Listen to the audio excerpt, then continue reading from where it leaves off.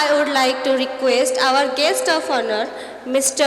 Golak Patnaik, who is a retired headmaster and a mentor of our students. Sir, please come on the dais and share your few words. एक गुरु दायित्व जो माने मो पाखरे बसिछन्ती से माने अति पूज्य अति सम्माननीय एवं अति मान्यगण्य व्यक्ति उच्च शिक्षित व्यक्ति जो माने मंचरे बसिछन्ती से माने को मु आज धन्यवाद देवी जो परामर्श देइछन्ती अनुष्ठान पे ए अनुष्ठान जे कर्ता जे करूछन्ती तांको पे मध्य मु आशीर्वाद देवी तबे सर्वप्रथमे जगन्नाथ को आम बसई दे ताकू पे गोटे श्लोक टे गाइबी तापरे मो दीपद कहवा कथा कहबी शांताकार भुजग शयनम पद्मनाभ सुरेशं विश्वधार गगन सदृशं मेघवर्ण सुहागम लक्ष्मीकांत कमलनयन योगार्भिर्यानुगम वंदे विष्णु भवभयहरे सर्वलोके नाथ हे छपन भोगी हे 60 पौटिखिया हे आम ओडिया जातिर मौरमणि तमे अनुष्ठान प्रति नजर देले अनुष्ठान आगु बाड़ी चलो निश्चित भाव में तमर दया हवा दरकार आउरी आमे जहाँ को गोटे जो पिला माने पूजा करती बसिकी बसिकी टे कहू आपण क्षमा मागुची आउरी जो पिला माने आमे सरस्वती पूजा करे जा कुंदेन्दु तुषार हार धवला जा शुभ्र वस्त्रावृता जो श्लोकटी गाए से श्लोकटी की आमे सर्वप्रथमे जो स्कूल पशुचे से विद्यादात्री माँ सरस्वती की आमे मुंडिया मारिक अनुष्ठान को करुचे अनुष्ठान रे प्रवेश करुचे प्रार्थना कला बेले आमे गाउचे आहे दयामय विश्व बिहारी घेन दया बही मोर गुहारी माने कहीं आमे ताकू प्रार्थना करुचे प्रथमे आमे कहीं एत विश्वास करुचे ओडिया जाति खाली ओडिया जाति नुह आजिकल समग्र विश्व भी जगन्नाथ विश्वास रखी तेणु से जगतर नाथ जगन्नाथ अस्तित्व आम ओडिया जातिर अस्तित्व जी बजाय रखी जहाँ को आम कहूचे ओडिया जातिर अस्मिता से अस्मिता को जी बजाय रखिब से प्रकृत जगन्नाथ प्रेमी होइतब अछंती कहवाई मो पाखरे बसिछंती जे मोर अति प्रिय बंधु डॉक्टर सुरेंद्र बाबू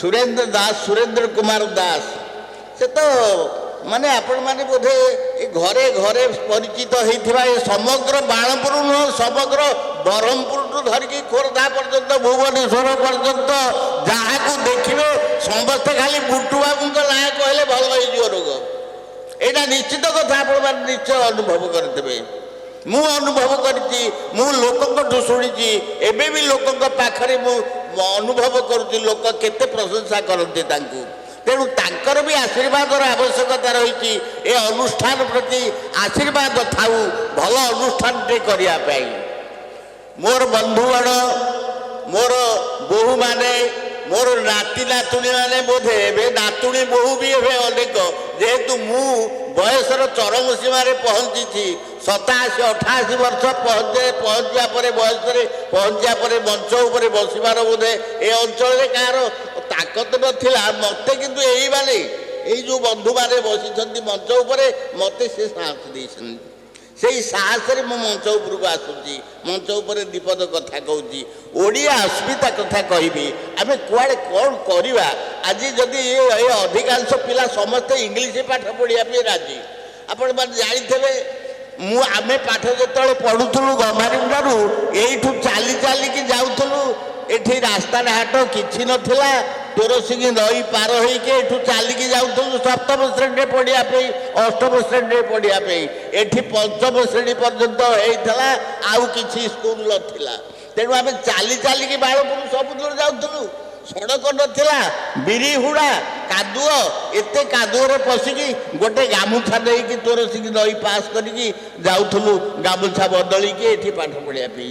ଆଜି ତ ତମମାନଙ୍କ ପାଇଁ ସେ କଷ୍ଟ ନାହିଁ। ପ୍ରତି ଗାଁରେ ପ୍ରତି ଘରେ ବିଭିନ୍ନ ପ୍ରକାର ଆଜିକାଲି ସବୁ ସୁବିଧା ହେଇଗଲାଣି ପାଠ ପଢ଼ିବା ପାଇଁ। ଆଜି ଦେଖନ୍ତୁ ଏବେ ଗୋଦାବରୀଶ୍ୱର ମିଶ୍ର ସ୍କୁଲ ହେଲାଣି, କେତେ ପ୍ରକାର ସ୍କୁଲ ସବୁ ହେଲାଣି, କେତେ ପ୍ରକାର ଅନୁଷ୍ଠାନ ସବୁ ଶିକ୍ଷାନୁଷ୍ଠାନ ହେଲାଣି। କେଉଁ ଶିକ୍ଷାନୁଷ୍ଠାନରେ ପଢ଼ିବା ପାଇଁ ଆପଣମାନେ ଚିନ୍ତା ବି କରିପାରିବେନି। କେଉଁ ଶିକ୍ଷାନୁଷ୍ଠାନରେ ପଢ଼ିଲେ ମୋ ପିଲାଟା ଭଲ କରିବ ସେ କଥା ବି ଜାଣିପାରିବେନି। ଏମିତି ଭାବରେ ଏତେ ମାନେ ବ୍ୟାପକ ଭାବରେ ମାନେ ପରିବର୍ତ୍ତନ ଘଟିଲାଣି ଶିକ୍ଷାର। এই শিক্ষার পরিবর্তন ঘটিলে ହିଁ ଆମ ମାନବ ସମାଜର ପରିବର୍ତ୍ତନ ଘଟିବ ଏବଂ ସମାଜର ପରିବର୍ତ୍ତନ ଘଟିଲେ ଆମ ମାନଙ୍କ ପାଇଁ ପରିବର୍ତ୍ତନ, ଆମର ଭବିଷ୍ୟତ ବି ପରିବର୍ତ୍ତନ ହେବ।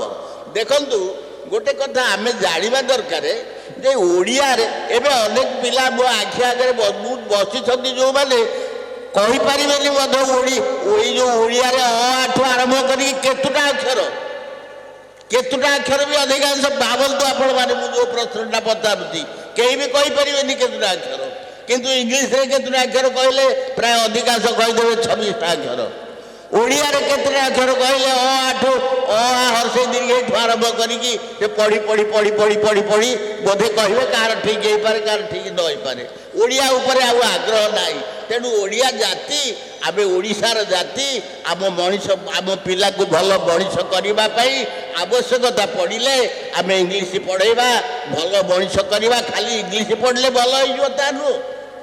ଯେ ଯେଉଁ ବିଭାଗରେ, ଯେ ଯେଉଁ ଦାୟିତ୍ୱରେ, ଯେ ଯେଉଁଥିରେ ଆଗେଇ ନେବ ତାକୁ ସେଇଥିରେ ପୁରେଇବା ଦରକାର, ତାକୁ ସେଇଥିରେ ଭର୍ତ୍ତି କରିବା ଦରକାର। ଜଣେ ନାଚୁଛି, ନାଚୁ, ଭଲ ନାଚୁ, ଭଲ ପିଲା ହଉ, ଭଲ ଷ୍ଟାର ହଉ, ସେ କିଛି ଅସୁବିଧା ନାହିଁ। ଜଣେ ଗାଉଛି, ଭଲ ଗାୟକ ହଉ, ଦେଖିଦେବେ ସିନେମାରେ କେତେ କେତେ ବଡ଼ ବଡ଼ ଗାୟକ ସେମାନେ କେତେ କେତେ ସମ୍ମାନ ପାଇଛନ୍ତି। ତେଣୁ କେହି କିଛି ଅସୁବିଧା ନାହିଁ। କିନ୍ତୁ ଏ ଶିକ୍ଷାନୁଷ୍ଠାନ ସମ୍ପର୍କରେ ମୁଁ କହିବି, ଏଇଟା ବିଶ୍ୱବିଦିତ ଅନୁଷ୍ଠାନ। ଏ ଯେଉଁ ଜାଭିୟର ଏଇଟା ଗୋଟେ ବିଶ୍ୱବିଦିତ, କେବଳ ଭାରତରେ ନୁହେଁ କି ଓଡ଼ିଶାରେ ନୁହଁ, ଏ ଅନୁଷ୍ଠାନ ସମଗ୍ର ବିଶ୍ୱରେ ବ୍ୟାପକ ଭାବରେ ରହିଛି। ଏବଂ ଏ ଅନୁଷ୍ଠାନରେ ଯେଉଁମାନେ ପାଠ ପଢ଼ିଛନ୍ତି ଅଧିକାଂଶ, ଏବେ ତ ମୁଁ ଦେଖୁଛି ତାଙ୍କର ଏକର ଯେଉଁ ଅନୁଷ୍ଠାନଟା ବାଣପୁରରେ ଅଛି, ବାଣପୁରରେ ହାଇସ୍କୁଲ ପର୍ଯ୍ୟନ୍ତ ହେଇଯାଇଛି। ସେ ଯେଉଁ ହାଇସ୍କୁଲ ପର୍ଯ୍ୟନ୍ତ ଅଛି ତାଙ୍କର 90% ପିଲା ପାସ୍ କରିଛନ୍ତି ଏବଂ ଅଧିକ ନମ୍ବର ରଖିକି ପାସ୍ କରିଛନ୍ତି, 8 ନମ୍ବର ରଖିକି ପାସ୍ କରିଛନ୍ତି। ତାହେଲେ ଆମେ ଅନୁଭବ କରୁଛୁ ଯଦି ସେଠା ବାଣପୁର ଅନୁଷ୍ଠାନଟା ଯଦି ଏତେ ବଡ଼ ଆଗକୁ ଗଲା, ଏ ଅନୁଷ୍ଠାନଟା ଆମର କାହିଁ ଯାଇପାରିବନି? ଆମେ କାହିଁ ନବମ ଦଶମ ପର୍ଯ୍ୟନ୍ତ ଆମେ ଖୋଲିପାରିବା? ଆମର ସମସ୍ତଙ୍କର ଚେଷ୍ଟା ରହିବା ଦରକାର, ସମସ୍ତଙ୍କର ଆଗ୍ରହ ରହିବା ଦରକାର। ଏବଂ ଏ ଅଞ୍ଚଳରେ ଯେଉଁମାନେ ମଞ୍ଚ ଉପରେ ବସିଛନ୍ତି ସେମାନଙ୍କୁ ବି ମୁଁ ଅନୁରୋଧ କରିବି, ଏବଂ ଏ ଅଞ୍ଚଳରେ ଆଗରେ ଯେଉଁମାନେ ବସିଛନ୍ତି ଛାତ୍ରଛାତ୍ରୀମାନଙ୍କର ଅଭିଭାବିକାମାନେ, ସେମାନଙ୍କୁ ବି ମୁଁ ଅନୁରୋଧ କରିବି ଅନୁଷ୍ଠାନର ଉତ୍ତରୋତ୍ତର ଉନ୍ନତି କାମନା କରିବା। ଆମ ସମସ୍ତଙ୍କର ଧ୍ୟାନ ହେଉ, ସମସ୍ତେ ଲକ୍ଷ୍ୟ ରଖିବା ଏ ଅନୁଷ୍ଠାନଟିକୁ ଭଲ ଭାବରେ ଗଢ଼ିବା ପାଇଁ। ଆଉ ଏ ଅନୁଷ୍ଠାନରେ ଯେଉଁ କର୍ତ୍ତବ୍ୟ ପରାୟଣ ଝିଅମାନେ ଅଛନ୍ତି, ଯେଉଁ ଝିଅ ହୁଅନ୍ତୁ କି ପୁଅ ହୁଅନ୍ତୁ, ଯେଉଁମାନେ ଅଛନ୍ତି ସେମାନେ ସାମାନ୍ୟ ଏ 5,000 କି 3,000 କି 4,000 ଟଙ୍କା ଦେଇକି ତାଙ୍କ ପରିବାର ପ୍ରତିପୋଷଣ କରିବା ପାଇଁ ନୁହଁ। ସେମାନେ ଲକ୍ଷ୍ୟ ରଖିବା ଦରକାର, ଆମେ ଗୋଟେ ମଣିଷ ଗଢ଼ା କାରଖାନାରେ ଦାୟିତ୍ୱ ନେଇଛୁ। ଗୋଟେ ମଣିଷ ଗଢ଼ିବା ପାଇଁ କୁମ୍ଭାର ଯେମିତି ମାଟି ମେଞ୍ଚାଟେ ଏକାଠି କରିକି ମଣିଷଟିଏ ଗୋଟେ କୁମ୍ଭ କରେ, ଗୋଟେ ଆଟିକା ତିଆରି କରେ, ଗୋଟେ ଦୀପ ତିଆରି କରେ, ସେଇଭଳି ଆମେ ଏଇ ଯେଉଁ ଛୋଟ ଛୋଟ ଛୁଆମାନଙ୍କୁ ଏମାନଙ୍କୁ ଏମିତି ଭାବରେ ଗଢ଼ିବା ଯେମିତି ଭଲ ପିଲାଟିଏ ହେବେ, ଭଲ ମଣିଷଟିଏ ହେବେ। ତୁମେ ଚିନ୍ତା ରଖିବନି ଯେ ଆମେ ଏତିକି ପଇସା ପାଉଛୁ, ପରିଶ୍ରମ କାହିଁ କରିବୁ। ସେ ଚିନ୍ତା ରଖିଲେ କେବେ ଆମ ଅନୁଷ୍ଠାନ ଆଗେଇ ପାରିବନି। ତେମେ ହେଉଛ ଏ ମଣିଷ ଗଢ଼ା କାରଖାନାର ଇଞ୍ଜିନିୟର, ତମେ ହିଁ ଦାୟିତ୍ୱ ନିଅ। ତେମେ ଭଲ ମଣିଷ କର, ଭଲ ପିଲା ଗଢ଼, ତାହେଲେ ସମାଜରେ ଆସନ୍ତା ବର୍ଷକୁ ମୁଁ ଥାଏ କି ନଥାଏ ଏ ଅନୁଷ୍ଠାନରେ ଯେଉଁମାନେ ମଞ୍ଚ ଉପରେ ବସିଛନ୍ତି ସେମାନେ ତମମାନଙ୍କୁ ପ୍ରଶଂସା କରିବେ। ଅଧିକ ଆଉ କହିବାକୁ ମୁଁ ଆଶା ରଖୁନି ଏବଂ ସମାପ୍ତ କରୁଛି। ମୁଁ କହିଲେ ବହୁତ କହିବି, ତେଣୁ ସମାପ୍ତ କରୁଛି।